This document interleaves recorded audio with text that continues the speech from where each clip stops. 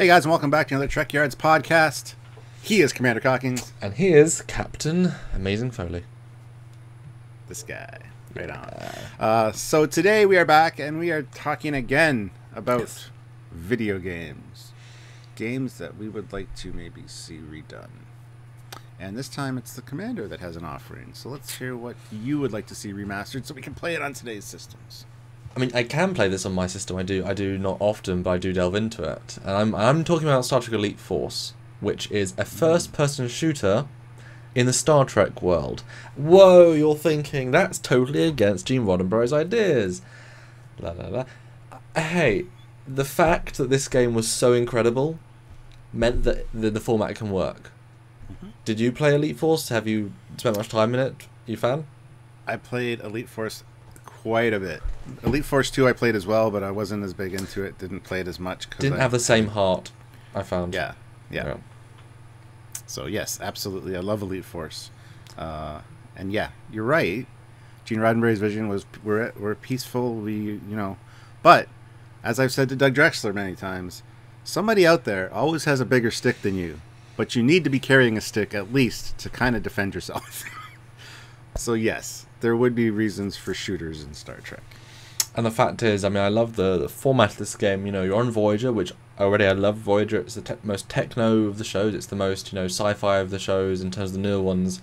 That's awesome. So being on that show, they had full voice cast with everybody, almost everybody.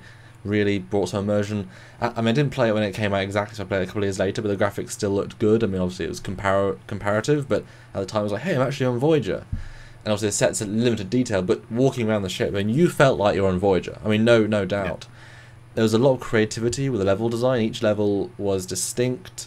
You got to go on really alien ships, really tech ships. They're a bit more generic, but they end up being more characterful the more you were on them. You even got to go to the mirror universe, sort of. Not really, but sort of. That was a beautiful. I mean, you can tell they're Trek fans that made this game, and that was part of the love in it.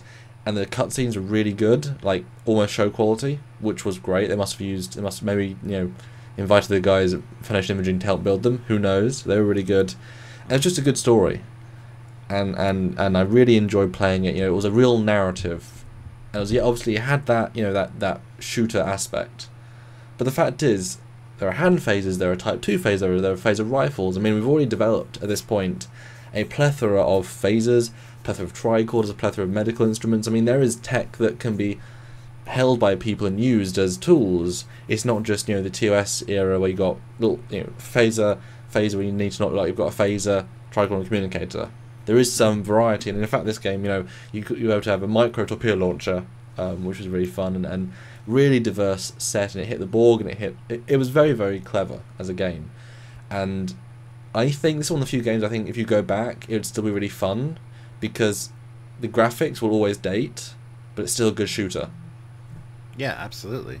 And when you get that game core mechanic good, that was poorly said, but when you get the game mechanic well done, the graphics can seem less and less impressive, but you've got that firm foundation, and if the story is good as well, you will just get into the story. But I do think, though, that nowadays, I mean, the story would also translate, I think, again to modern day. I think it would be enjoyable now, but to remake it, to really rebuild it. I mean, ironically, we just had a podcast where we talked to this Voyager video game project, which, picking this story, you think, well, damn, he's already building, 2017 photo-ish real sets. If you were to combine these two things, take the story and the idea of one, and then be able to go through what you truly feels if you're in Voyager, and then VR is a new thing. I mean, you could really make a lived-in Star Trek experience that isn't limited to, being on a bridge, flying a ship. You will get real sense of being the little guy, and that Star Trek is about the people. No, it's not just the ships, even though we love the ships. One of the things I liked about Elite Force was the option that there was a patch for it to make it TOS. I don't know if you ever tried that. I don't know if it was for Elite Force or Elite Force 2. I got the patch, and it never really worked properly because I don't think I installed it correctly. But you had like a little phaser 1 and phaser. Yes. That was for multiplayer as well. Yeah.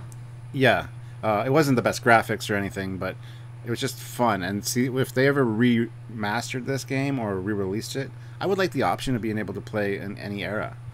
I mean, why not? The problem is you say play in any era, but really what you mean is replace your character with a person from that era and use that kit. You don't mean play the Voyager story on a Connie. You mean just be able to like have a phaser from TOS, have a TNG phaser, I assume, or do you mean literally have the entire... I want to be on a Constitution class ship. I want to be on the Enterprise D. I want to be on the NX-01. I want all those options available. I mean, why not? It's a first-person shooter. Yeah, but it's a video game, though. Why? I mean, you're timesing the work by 5 and building all... I mean, if you're saying take the same story but redo it, you have to re-voice acting for every single version. No, not re-voice acting. I don't care about that. It can be the same mission, or it can just be during the multiplayer, being able to play on any of those starships. Well, multiplayer is different, but again, that would still be like you've got to create professional, completely photoreal versions of every set. I mean, that's the Fantasyland version where we as fans we say, well, obviously CBS should make a game where you just recreate all the sets in 3D and let us walk around them. I mean, that would be a moneymaker. Surely, I mean, every Trek fan out there on Steam would buy a virtual Trek simulator. You know, walk around every ship. Yes, please. And I would, would you pay $50 American for the base pack, which is say the D, because the D is I guess the most universal, and then $30 more for the Voyager, $30 more. $30 per ship. Would you pay $250 for every ship to be able to walk around complete sets, not complete ships, but complete sets? So every room we ever see on the show is represented. Would you pay that? Let's put it this way: take my money.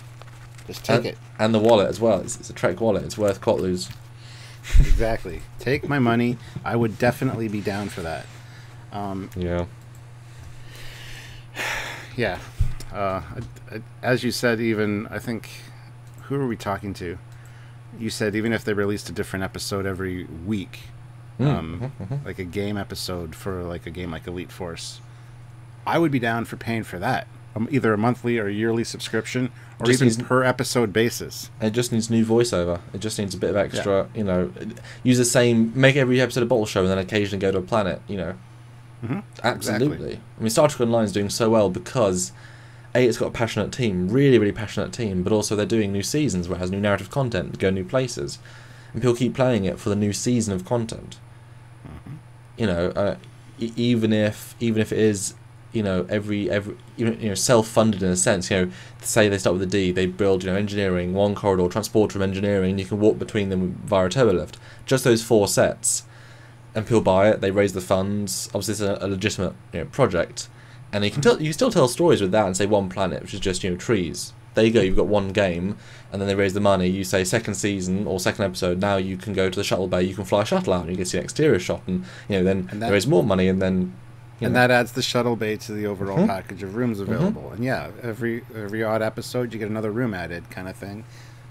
I would be way on board for that, and I would be broke, more broke than I am now. Yeah, and then when you get to every room of the D, 7 months in 8 months in, because all you're doing is building the sets and then doing voiceover. Maybe some videos as well, but we wouldn't necessarily need them. Everything can be via the comm. That's absolutely fine. It would be a bit contrived, but. I think it's worth saying here too. We don't mean you're on the Enterprise D per se with all the Enterprise cast. You could be on a different ship, different Galaxy class with so you don't need the voiceovers of these actors that are gonna. I'd prefer it really, because then you can build like a meta story with if you bring in other shows, you can talk about other, Yeah. It's that first person's perspective that lets you feel as if you're part of it. And there's 2 amazing projects, Stage 9 and Voyager Game Project, which are both recreating the D and the Voyager. And they look, phenomenal. Modern day graphics, modern day lighting engines. You can make them look even more real than the sets, because they can actually put lighting in all, like real dynamic lighting from every place where lighting was. Whereas in the real sets, say the Voyager has lighting in the ceiling, well, they can't always have, at least in those shows, didn't always want lighting from those lights, wanted to light them themselves. So they didn't always, whereas this is all real interactive lighting, so it's even more real. I mean, really, honestly, the skies are the limits. They could do whatever they wanted, and people would pay for it. So I think what we're basically saying here is let's develop a holodeck, guys. A holodeck, we can do anything we want and actually be on the sets. That's what we're saying. Screw this first-person game on my monitor. I want to be in the game. I mean, you got VR now, if you can afford it, which is close to a holodeck, but not quite there yet. Let's just develop a holodeck, Samuel, and solve all of our problems with these games. But I feel like we're getting a little bit off topic, though. Elite Force specifically. Do you think because we haven't seen a first-person shooter since Elite Force 2, that's in Star Trek Verse, do you think a modern-day Star Trek Elite Force style first-person shooter would work in the Star Trek era, and why? Why yes, why no? Which era? No, I just mean, well, pick one and choose. I mean, that just the idea of it being a first-person shooter. I think it would. I mean, games like Call of Duty, they're tremendously popular. And there's a big enough Star Trek fan base, I think, that they would definitely see a profit from doing something like that. So, let's say with Discovery, like launch at the same time a Discovery-based game. If Discovery does well, and like it's a season or two and it's really rolling down the rails, why not release a game in that universe, first person? I would play it if the show is actually really good and people are really enjoying it. Absolutely, I would. So yeah, I think it's definitely a moneymaker. It's something that it would be worth companies like CBS to license or develop, because it would definitely earn them some extra cash. I think another great example is the Battlefield games, the Star Wars Battlefield, which is Battlefront, I can't remember which one. The first game was just a multiplayer shooter, and they released a trailer recently for the new one, the second one, and the biggest complaint to the first one was no story. I mean, the graphics are mind-boggling. They're better than either the other other projects we've talked about. But obviously, it's video game studio versus indie, which says wonderful things about the indies. They made it look that good, but ridiculously good graphics. And especially then you pump it 4K, they look even better. There's now a story, and with those graphics, with putting the time and energy in, that story, which is amazing, is now going to be canon to the Star Wars universe. It's actually now telling you a piece after the end of Return of the Jedi. It's now actually, you play that game, you'll get a new nugget of the universe, which is a superb concept. They rent out the Frostbite engine, which I believe is the one they're using. They, build these sets, which again has limited detail, and unlike Star Wars sets, there isn't greeblies everywhere. Once you build that corridor, it's very simple. Even TOS, those sets are not exactly, obviously the jelly bean buttons, but there's not that much detail. But the lighting, the mood, having the other people walk around the sets. You could make it feel totally real, creepily real. Give us a good story, and still be. It can still be a shooter. But I think, unlike Star Wars fans, I think Star Trek fans would, that novelty of walking around the environment would be enough. So you could have. Wouldn't it be interesting to have half the game? So half of it, maybe you're in a shuttle and you crash and you have to fight off, things with a phaser, and then you get a phaser rifle, and then maybe they board your ship and you have to go take it back. Like, there's some real shooter levels. But how would you feel as just a fan? Some levels where you don't even get a gun, you walk around your ship, you have to go to a certain place, you do a certain mission where you're talking to a person doing, trying to solve a problem, or you're going to engineering, having to work out how to fix things. Like, a great swath of the game is just using the environments, and maybe doing a fighter mission in a shuttle. You don't even need the shooting element as the primary thing. It's a first-person game. Like, how many episodes do you see where they need to go down to engineering and do techno-babbly things and mess with things? And you could have like a hydrospanner and another tool, and you got to realign circuits or whatever. Or even use a tricorder and trace an alien entity through the hallways with its residual energy. Try to find out where the intruder is on the ship. There's so many possibilities, and even you could be a doctor performing an autopsy on or transplanting a trill. You got to cut and then move the trill over to the new body. And you don't even need VR for that. Just a normal game for that would be absolutely perfect. Yeah, there's so many storytelling devices in the Star Trek universe that I think it would be. It lends itself to that kind of gameplay. Could you imagine a level where I know the first level of Elite Force is a Borg level, but say halfway through the game, you venture somewhere and a sphere appears and you get boarded, and the first 10 minutes of it you're able to shoot them carefully. And that's why one thing I love about Elite Force, your guns stop working. Every single gun would be inefficient. So there was a point, if you weren't very, very smart, you would be completely ineffective. There's nothing you can do to defeat them until you got the Infinity Modulator. But like the first level, you literally could screw yourself, which I thought was just a wonderfully, again, fans. But once you do that in this modern game, it has to be a stealth game at that point. Like, you can't FPS them out. Then it becomes like a zombie stealth game where you have to sneak around your own ship, and the tension of having these Borg drones slowly assimilating and say it's a dynamic set or game map. So the longer you take, the more pieces of your game map, because we're going through Jeffrey's tubes obviously. Every time you come out, the longer you take, the more pieces become Borgified, and so if you don't get to the end quick enough, things just get more and more Borgified. But you can help undo that, and just or like you said, an alien's cloaked through the ship. So again, you don't have a phaser, you have a tricorder. You have to try and scan them. And again, same sort of tension, same using those elements. But I really think, people that you just. I'm worried about the profit margin though. That's the only thing, because these games, there isn't that mass market, and we're not in this golden age of Trek anymore.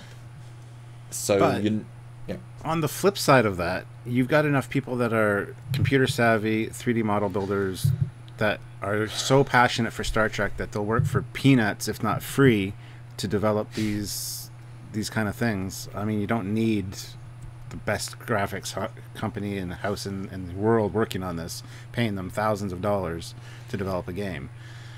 You scratch out a few Star Trek fans that know about computers, and it's amazing what they can do. It is, but it's not, unfortunately, how companies are still, a few years ago in their mindset. They wouldn't want to hire fans because obviously they got their contracts and lawyers. They couldn't hire them for nothing. You've got to do it properly, sort of thing. But yeah, just hire a small company, or even, and again, just building the ships. First season is just a bottle show. Once you build that ship, then you develop from there, and then you start building those brave new worlds and those new civilizations, and to boldly go and yeah, there's so much Star Trek universe that, if they made a game cleverly, come on, the fact that they built, it can't possibly be more expensive to build in 3D the Desilu TOS stage or the Voyager sound stage than it was to build the physical set, to replicate it in the same detail. It can't possibly take as much time, as money, or as manpower, because guess what, they had to physically build everything. And a lot of that stuff, there's like 7 rooms in Voyager, and then corridors. Guess what? The corridors are all cloned, and the main rooms, as well. Some stuff is replicated as well. So they just need to commit to test the water. Hopefully, this VR game, British Crew is gonna show CBS that we want this stuff. But again, only going for a VR audience is like you've subdivided the audience to like that percentage. Mm-hmm. Like I said at the start, you make a story with literally just 5 rooms, and have some great voiceover, have some great, narrative games. Narrative needs to have narrative gameplay. It needs to, if you have a good story, if you have a good idea. It surely sounds like such a sure thing, doesn't it? It boggles the mind that they're not doing this. It needs to be remastered. Just remaster the same game with a great story, and bundle pack it. Put it with the first one and the second one together, remastered. Like I said, for when we did our Starfleet Commands version of this podcast, I would buy a bundled version of them that's remastered, or at least able to be played on a new system. I would shell money for that. Well, like I say, I do play Elite Force on my system and at 1080p because there are things for that already. So I already don't mind. I can absolutely walk around Voyager sets and all these sets and absolutely enjoy it just as much as I did back then, because they don't look photoreal, but they hold up because they put a lot of attention to detail in those sets. And the music was good, and the idea of the what they call the hazard team was great. The fact they brought Chell back. Chell from TNG, and then also in Voyager, and he was in one of the episodes of Voyager, so they brought him in. That's just genius. Everything's there to make a first-person narrative Star Trek game in the prime timeline. They just need to pull it by the horns, or like I said, re-release these, up the graphics slightly, refine it a little bit, 1080p natively. Although if you look at the face. The faces of the people, those are blocky as anything. Those are pretty appalling. They do look like the people, to be fair. Yeah. But they're really appalling. Or the Borg still look kind of frightening. They still did a good job with the Borg. Yeah. Yeah. I want to go upstairs and pop it in my PlayStation now because I have it for the PlayStation Elite Force 2. I want to go play it now. Yeah. I think that wraps it up there, Stuart. If So only. you heard him. We want this remastered, I guess, with extra stuff. Elite Force, you're so good. Anyway, speaking of being so good, so are we, obviously. So hit the like button and don't forget to subscribe. And share this video around to people that might like it. Also, comment below. What do you guys think about this idea? What Star Trek games were your favorite? What would you like to see brought back that you can't play anymore? Love to hear your comments. And please do go check out the Voyager game project and Stage 9 for those virtual sets. Both intend to make a game out of it eventually, so if we can support them to get there, this dream could be reality. And if it's a couple of years away, the graphics will look even better than what we think they can now, so that's exciting in itself. But if you want to support us as well, there are two amazing ways to directly support what we do on a day-to-day basis. Patreon, which is a monthly donation scheme. You can give a little bit every single month. That goes right in Trekyards HQ. Helps keep the lights on, which is very important, because if you don't have lights, it's black, and then black, you couldn't see us, and it would be an awful show if you couldn't see us, because look at these faces. Oh, kidding.